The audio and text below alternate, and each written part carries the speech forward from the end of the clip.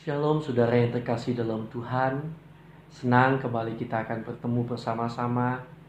Mari sebelum kita akan mendengarkan firman Tuhan, kita akan bersama-sama menyanyikan sebuah lagu yang berkata bahwa Tuhan, ku mau menyenangkanmu. Biarlah ini menjadi kerinduan kita benar-benar, supaya hidup kita semakin hari semakin menyenangkan hati Tuhan. Kita mendengar firman dan kita menjadi pelaku firman. Mendengar firman dan menjadi pelaku firman, semakin hari semakin menyenangkan hati Tuhan. Kita pujikan pujian ini. Tuhan, ku mau menyenangkan-Mu. Tuhan, bentuklah hati ini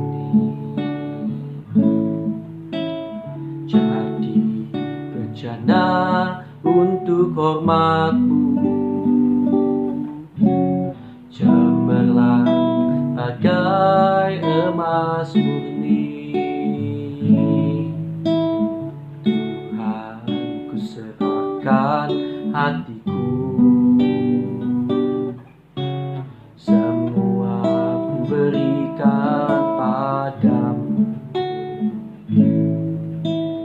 Kuduskan hingga tulus selalu, agar aku menyenangkan-Mu, menyenangkan-Mu, senangkan-Mu. Hanya itu kerinduanku, menyenangkan-Mu, senangkan hatimu. Hanya itu kerinduanku.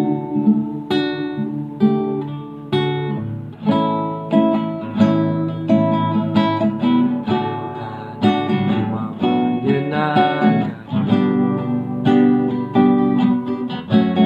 Tuhan, bentuklah hatiku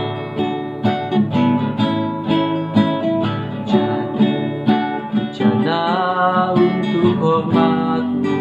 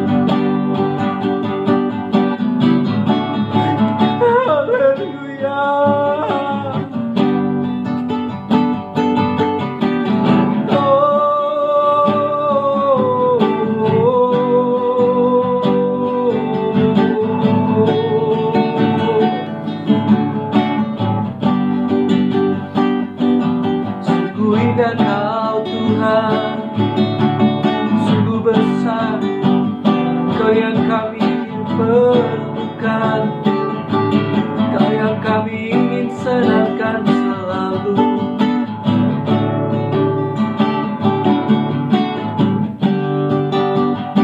Biar hidup kami menyenangkan-Mu.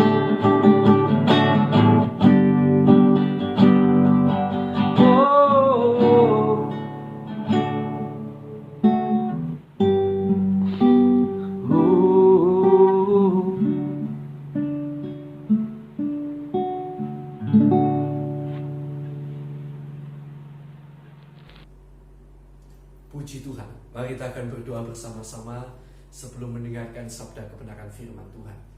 Bapa, di dalam nama Yesus, Hamba serahkan kehidupan kami semuanya ke dalam tangan-Mu. Kiranya Roh Kudus-Mu bekerja, menjamah kehidupan kami dengan kuat kuasa yang daripada Roh Kudus, sehingga Engkau benar-benar bekerja lewat kebenaran firman renungan ini Tuhan, untuk mengubah hidup kami, membuat kami mengerti setiap kebenaran firman, bahkan membuat kami menjadi pelaku-pelaku firman, menjadi kehidupan yang lebih hari, lebih menyenangkan hati Tuhan. Terima kasih Tuhan, kami bersyukur kepadamu dalam nama Tuhan Yesus Kristus. Haleluya, amin. Puji Tuhan. Bapak, Ibu, Saudara yang terkasih di dalam nama Tuhan kita Yesus Kristus, hari ini saya akan masih ajarkan saudara, saya akan ajak saudara belajar bersama-sama tentang hidup kebenaran yang lebih benar daripada ahli Taurat dan orang Farisi. Saya sudah katakan mengapa kita belajar ini, mengapa kita perlu mengerti dan melakukannya untuk memiliki hidup yang lebih benar daripada hidup kebenaran ahli Taurat orang Farisi. Karena ayat Matius 5 ayat 20 berkata seperti ini.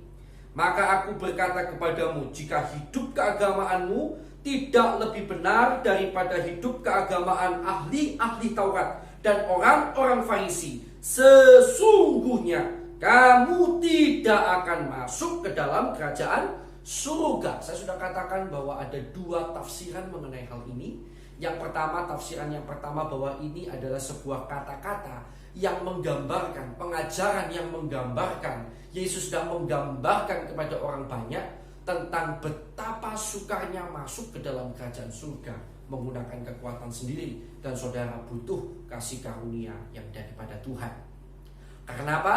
Karena ternyata yang dimau oleh Tuhan jauh lebih dalam lagi. Hukum Taurat sudah begitu berat untuk dikerjakan, tapi Yesus menggenapinya dengan memperdalam perintah hukum Taurat itu, sehingga itu menunjukkan, menurut tafsiran yang pertama, menggambarkan betapa sukarnya, tingkat kesulitannya untuk masuk ke dalam kerajaan surga begitu tinggi. Itu tafsiran yang pertama, untuk menunjukkan pada orang banyak pentingnya iman kepada Yesus nantinya, bukan mencapai keselamatan pakai kekuatan sendiri.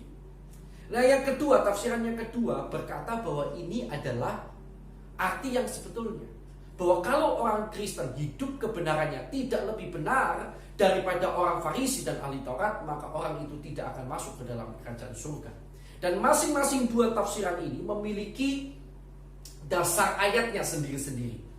Maka saya sudah katakan sebagai seorang yang bijaksana, ada baiknya kita mengambil kemungkinan yang tanda kutip terburuk, yaitu bahwa tuntutan untuk masuk kerajaan surga, bila tuntutan untuk masuk kerajaan surga ternyata memang betul-betul harus lebih benar hidup kebenaran kita daripada ahli Taurat dan orang Farisi, itu kemungkinan yang terburuk. Dan kita harus mempersiapkan diri untuk kemungkinan yang terburuk itu. Setidaknya kalau tafsiran yang kedua ini ternyata salah, toh kita tetap percaya Yesus, kita tetap masuk surga. Ya, jadi itulah sebabnya saya akan ajak saudara untuk selain percaya kepada Yesus, juga mengusahakan hidup kebenaran saudara dan saya lebih benar daripada hidup kebenaran ahli Taurat dan orang Farisi. Pada yang saat yang lalu saya sudah mengajarkan tentang hukum jangan membunuh dan lain-lain, saya tidak akan ulangi di sana. Saya akan langsung ajak saudara melihat pada ayat yang ke-27. Kamu telah mendengar firman jangan berzina, tetapi aku berkata kepadamu, setiap orang yang memandang perempuan serta menginginkannya, perhatikan, memandang serta menginginkannya, Kata menginginkan di sini adalah epitumeo. Epitumeo itu berarti kira-kira memandang, lalu membayang-bayangkan bahwa saudara memiliki wanita itu dalam hidup saudara. Jadi bukan hanya memandang, tapi sampai membayangkan wanita itu menjadi milik saudara. Maka di situ dikatakan saudara berbuat zina. Saya ulangi ya. Tetapi aku berkata padamu, setiap orang yang memandang perempuan serta menginginkannya sudah berzina dengan dia di dalam hatinya. Maka jika matamu yang kanan menyesatkan engkau. Ini menarik, nanti kita akan pelajari mengapa mata kanan. Ya. Jika matamu yang kanan menyesatkan engkau, cungkilah dan buanglah itu. Karena lebih baik bagimu jika satu dari anggota tubuhmu binasa daripada tubuhmu dengan utuh dicampakkan ke dalam neraka. Padahal kalau kita melihat seseorang, lalu anggap saja kita jatuh dalam dosa perzinahan, yaitu melihat lalu sampai mengingini, kita tentu tidak bisa bedakan pakai mata yang mana kita jatuh dalam dosa, yang mana yang mesti dicungkil. Tetapi Yesus secara spesifik bilang, bila matamu yang kanan. Nah, nanti kita akan lihat apa artinya. Oke, saya lanjutkan. Telah difirmankan juga, ayat 30. Dan jika tanganmu yang kanan menyesatkan engkau, penggalah dan buanglah itu, karena lebih baik bagimu jika satu dari anggota tubuhmu binasa daripada tubuhmu dengan utuh masuk neraka. Kata-kata kanan muncul lagi, tangan kanan. Ya. Telah difirmankan juga, siapa yang menceraikan istrinya harus memberi surat cerai kepadanya. Tetapi aku berkata kepadamu, setiap orang yang menceraikan istrinya kecuali karena zina, ia menjadikan istrinya berzina. Dan siapa yang kawin dengan perempuan yang diceraikan, ia berbuat zina. Bapak ibu saudara yang dikasihi Tuhan, ahli Taurat dan orang Farisi hanya berhenti pada hukum jangan berzina. Itulah hidup kebenaran mereka. Selama mereka tidak berzina, mereka menganggap diri mereka sudah benar. Artinya berzina secara jasmani. Ya. Selama mereka tidak lakukan itu, mereka sudah anggap diri mereka benar. Tetapi Yesus memberikan hukum yang lebih lagi. Itulah sebabnya dia berkata, hidup kebenaranmu harus lebih benar daripada ahli Taurat orang Farisi. Seperti apa? Yaitu bila ahli Taurat orang Farisi hanya menghindari perzinahan secara jasmani, maka kamu sebagai orang Kristen harus menghindari bahkan perzinahan secara rohani. Yaitu ketika kamu melihat lalu menginginkan, membayang-bayangkan perempuan itu di pikiranmu sebagai milikmu, pada saat itu kamu sudah berzina dan itu harus kamu hindari. Itulah hidup kebenaran yang lebih benar daripada ahli Taurat orang Farisi. Yang lalu kita sudah lihat tentang jangan membunuh. Hari ini kita lihat tentang jangan berzina. Nah, saudara yang dikasihi Tuhan, jadi jelas kalau Bapak Ibu, saudara dan saya jatuh dalam dosa ini, membayangkan lalu melihat lalu membayang-bayangkan, kita jatuh dalam dosa perzinahan. Dan ayat ini memang seolah-olah tampaknya hanya ditujukan untuk para kaum pria, kaum bapak. Karena memang sebagian besar yang jatuh dalam dosa ini adalah bapak-bapak, pria-pria, laki-laki. Tetapi ayat ini sebetulnya juga berlaku secara universal. Karena tetap ada sebagian wanita yang terjatuh di dalam dosa perzinahan hanya dengan memandang lalu menginginkan saja. Contohnya adalah istri Potifar. Saudara ingat ya kisah itu ya di dalam Kejadian 39 ayat 6 sampai 7. Istri Potifar. Istri Potifar melihat lalu dia mengingini ya Yusuf. Dia sudah berbuat zina itu di dalam hatinya. Jadi wanita juga bisa jatuh di dalam dosa yang sama. Jadi kita semua harus berhati-hati. Jangan sampai baik laki-laki melihat wanita, wanita melihat laki-laki. Melihat mengagumi itu boleh, tapi melihat lalu sampai membayang-bayangkan bahwa itu jadi milik kita. Wah bagaimana ya, wah bayang-bayangkan itu sudah dosa atau salah di mata Tuhan. Ya itu tidak boleh. Nah saudara juga menarik bahwa Alkitab tidak secara sepihak menyalahkan wanita atau sang objek. Ya, jadi tidak menyalahkan wanita. Oh wanita itu yang salah. Laki-laki berbuat zina karena wanita itu yang salah, tidak menutup aurat dan lain sebagainya. Kekristenan bukan agama yang seperti itu. Ya. Agama lain menganggap seperti itu, silahkan. Tetapi kalau kekristenan memandang yang salah bukan objeknya, tetapi diri orang yang berdosa yang melihat lalu menginginkan, itu yang salah. Karena berarti hati orang itu tidak bersih. Bukankah memang pada kenyataannya misalnya seorang wanita berjalan dengan pakaian lengkap sekalipun, maksudnya lengkap itu tertutup ya saudara ya, dari atas sampai bawah tertutup, begitu lewat laki-laki ada yang tetap bisa tertarik itu karena pikirannya kotor. Ada yang biasa saja. Demikian juga ketika mungkin berpakaian dengan kain yang kurang gitu ya, tahu ya maksudnya kain yang kurang ya. Tetapi ada yang tertarik, ada yang tidak, ada yang menginginkan, ada yang tidak. Artinya yang bermasalah adalah diri orang itu sendiri. Jangan salahkan sang objek. Karena namanya manusia yang salah adalah dirinya sendiri, yang telah tergoda dan jatuh dalam dosa. Ya, inilah luar biasanya Alkitab kita ya. Nah saudara yang dikasihi Tuhan, sekarang saya akan masuk dalam solusi yang diberikan oleh Yesus supaya saudara terhindar dari dosa ini lebih lanjut. Yaitu kalau saudara sampai melihat lalu menginginkan ya, saudara supaya bagaimana solusinya supaya saudara tidak lebih jauh berbuat dosa, lebih jauh jatuh dalam dosa perzinahan. Maka solusinya adalah ayat 29 dan 30. Jika matamu yang kanan menyesatkan engkau, cungkilah dan buanglah. Ayat 30. Dan jika tanganmu yang kanan menyesatkan engkau, penggallah dan buanglah itu. Ini solusi yang diberikan oleh Yesus. Tetapi saya harap tidak ada seorang pun dari saudara dan saya yang cungkil mata, penggal tangan ketika berbuat dosa perzinahan. Mengapa jangan saudara lakukan? Karena ayat ini adalah sebuah ayat yang punya maksud yang tersembunyi. Jadi bukan maksud yang sebenarnya, tapi ada maksud yang tersembunyi. Mengapa saya bisa katakan ada maksud yang tersembunyi? Tadi saya sudah bilang, kalau orang berbuat dosa, mustahil bisa tahu. Misalnya dosa lewat mata, dia berbuat dosanya pakai mata kanan atau mata kiri. Kecuali memang pada waktu itu dia sedang tutup satu mata begitu ya. Tetapi pada umumnya kan kita melihat pakai dua mata. Bagaimana menentukan yang kanan atau yang kiri? Itu artinya saudara, ayat ini tidak dapat diartikan begitu saja. Ayat ini memiliki arti khusus. Yesus menyisipkan sebuah arti yang tersembunyi di dalam ayat ini. Mengapa mata kanan? Mengapa bukan mata kiri? Mengapa tangan kanan? Mengapa bukan tangan kiri?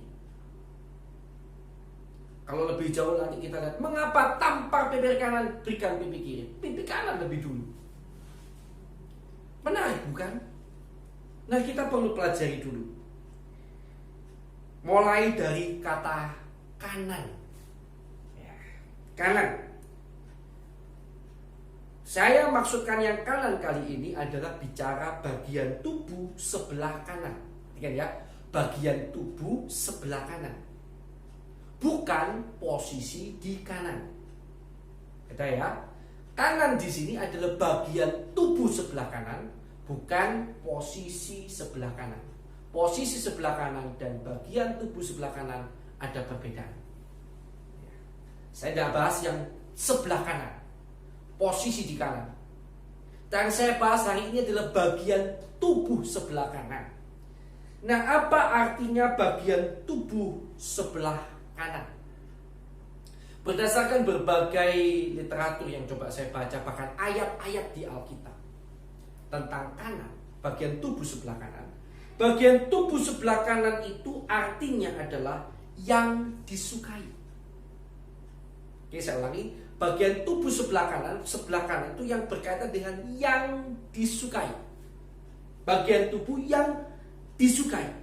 Dan umumnya bagian tubuh ini diminta oleh Tuhan untuk dikuduskan bagi dia. Ya, jadi saudara lihat itu sebabnya persembahan itu paha kanan, lalu imam-imam itu harus dikasih darah di cuping telinga kanan, ibu jari tangan kanan, harus ambil darah pakai tangan kanan lalu percik. Nah, nanti Anda baca saja ayat-ayatnya itu. Kejadian 29 ayat 20. Kejadian 29, Keluaran 29 ayat 20. Coba baca aja nanti ya. Imamat 14 ayat 27.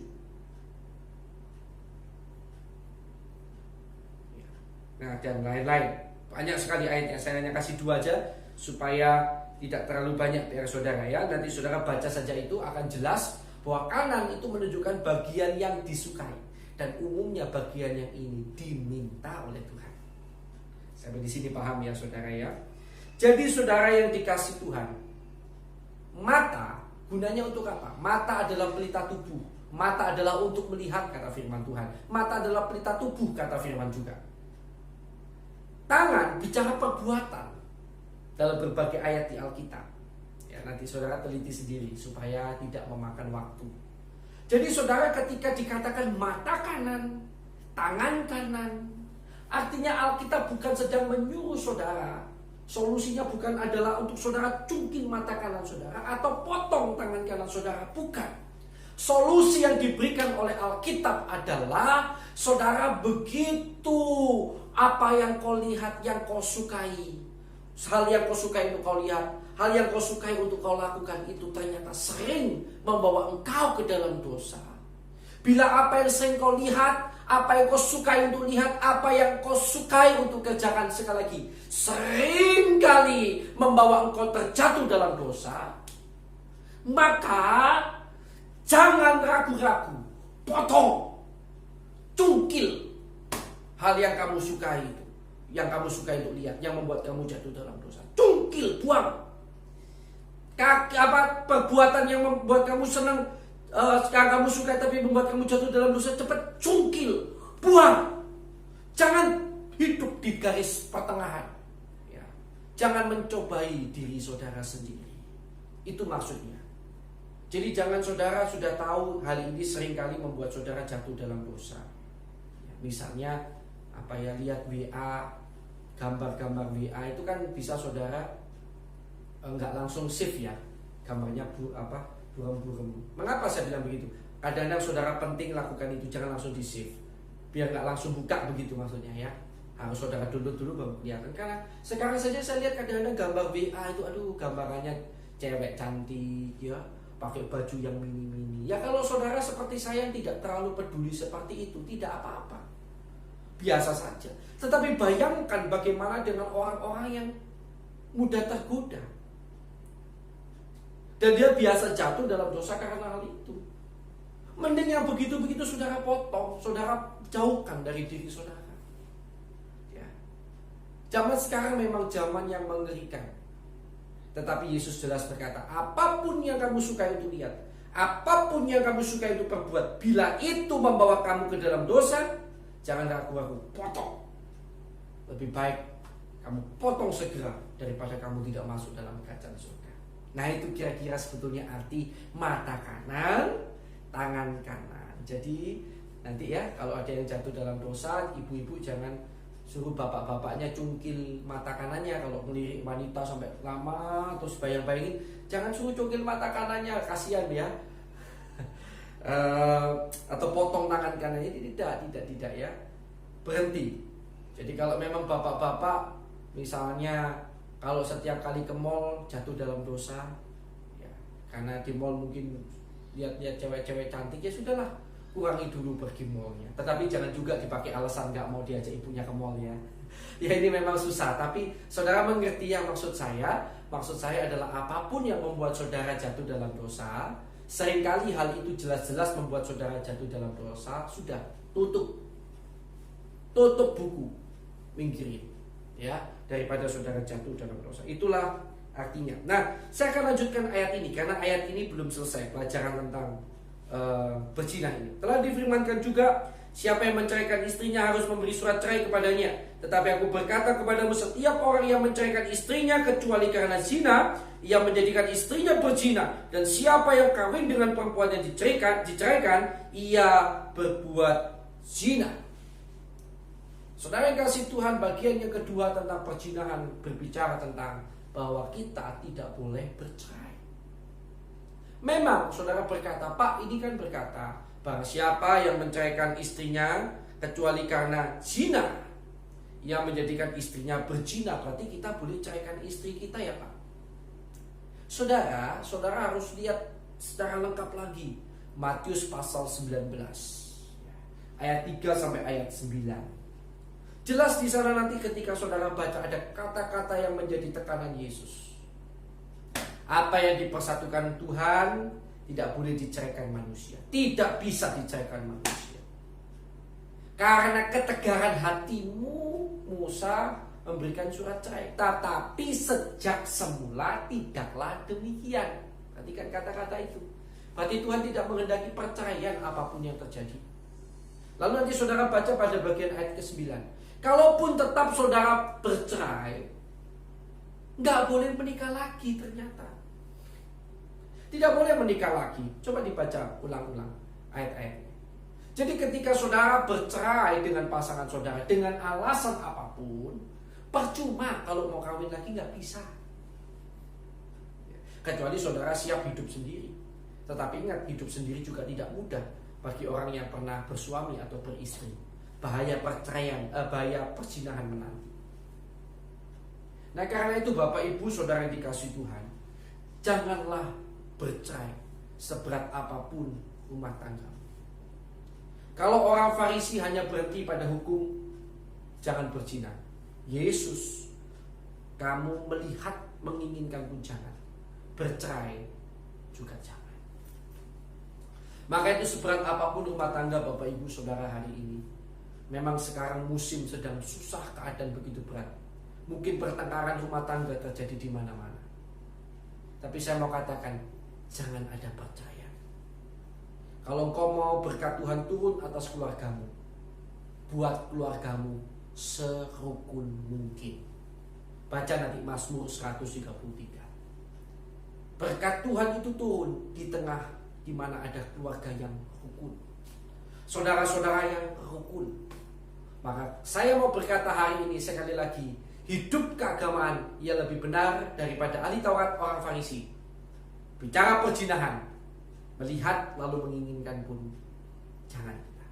Kalau sampai ada hal yang kita seringkali sukai, seringkali kita lakukan, untuk kita sukai untuk kita lakukan atau sukai untuk kita lihat, dan itu seringkali membawa kita dalam dosa perzinahan. Sudah berkali-kali kita jatuh dalam berdosa perzinahan karena ini. Langsung ambil tindakan drastis, potong, buang. Dan kalau ada di antara saudara yang hari ini rumah tangganya retak, kau ingin bercerai, izinkan saya menasihati saudara, Pak, Bu, pertahankan pernikahan. Jangan kau berkata bahwa pernikahan adalah jalan keluar terakhir. Alkitab tidak pernah mengajarkan perceraian, maaf ya. Jangan kau anggap perceraian itu jalan keluar terakhir. Tidak ada. Alkitab tidak pernah ajarkan perceraian itu jalan keluar. Alkitab melarang perceraian. Jalan keluarnya bukan bercerai. Jalan keluarnya adalah Kristus Yesus Tuhan kita. Pertahankan sebisa mungkin. Berusahalah hidup rukun. Bergandeng tangan melewati masa-masa yang sukar ini. Jangan saling menyalahkan, jangan saling menjatuhkan, jangan saling berkata-kata yang tidak enak. Tetap jaga, jangan ada perceraian. Kata-kata bercerai pun jangan pernah muncul dari mulut kita. Itu salah di mata Tuhan. Kiranya saudara diberkati oleh kebenaran firman ini. Kita sudah belajar bagian yang kedua tentang hidup keagamaan yang lebih benar daripada ahli Taurat dan orang Farisi, yaitu bicara tentang hal perzinahan. Tuhan memberkati. Mari kita akan berdoa bersama-sama. Terima kasih Tuhan. Hamba berdoa di dalam nama Yesus, kalau hari-hari ini ada di antara anak-anakmu yang terikat dengan dosa, mungkin pornografi dalam bentuk apapun, kami berdoa di dalam nama Yesus, kuasa-Mu menjamah, menguatkan, melepaskan mereka Tuhan. Bahkan Tuhan akan memberi mereka kekuatan untuk mampu melepaskan diri dari hal yang selama ini menuntun mereka, membuat mereka jatuh dalam dosa pornografi. Baik itu sesuatu yang mereka sukai apapun, sesuatu yang mereka suka kerjakan apapun, kiranya Tuhan berikan kekuatan kepada mereka untuk mereka mampu melepaskan diri dari hal-hal itu di dalam nama Yesus. Dan kalau ada di antara jemaat-jemaat yang keluarganya mengalami keretakan hari ini, Kami berdoa di dalam nama Yesus, satukan nikah mereka Tuhan. Di dalam nama Yesus ada jalan keluar bagi rumah tangga mereka. Di dalam nama Yesus kiranya Tuhan melimpahkan damai sejahtera atas setiap keluarga. Di dalam nama Yesus kerukunan damai sejahtera melimpah atas setiap keluarga. Terima kasih Tuhan. Di dalam nama Tuhan Yesus Kristus kami serahkan doa kami. Haleluya. Amin. Tuhan Yesus memberkati saudara.